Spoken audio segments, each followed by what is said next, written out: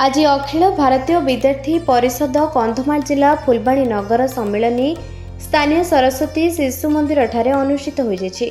उक्त नगर सम्मिलन में मुख्य अतिथि भाव राष्ट्रीय स्वयंसेवक संघर कंधमाल जिला संघचालक माननीय रमेश चंद्र साहू, एबीवीपी राष्ट्रीय कार्यकारिणी सदस्य रुद्रप्रसाद सेठी, कंधमाल जिला सह प्रमुख सौम्यरंजन डाकुआ, जिला सह संयोजक शुभमज्योति प्रधान मंचसीन थिले।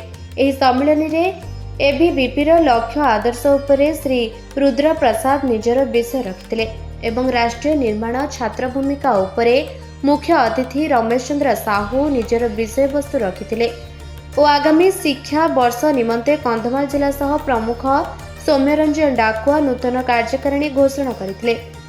ନଗର ସଭାପତି ଭାବେ ଅଧ୍ୟାପକ ମୋଧୋପା ସୁନା ଦାୟିତ୍ୱ ପାଇବା ବେଳେ छात्र नेता विश्वजित सामंतरा नगर संपादक भावरे दायित्व ग्रहण करिसेंती एवं फुलबाणी नगरर समस्त कैंपस शाखा घोषणा हो जायछि।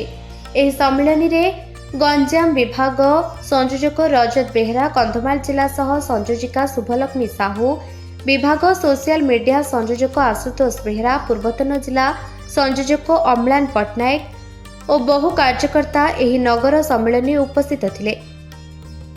कंधमाल जिला फिरिंगिया ब्लॉक रू राजीव कुमार दिगाल रिपोर्ट, निरपेक्ष न्यूज।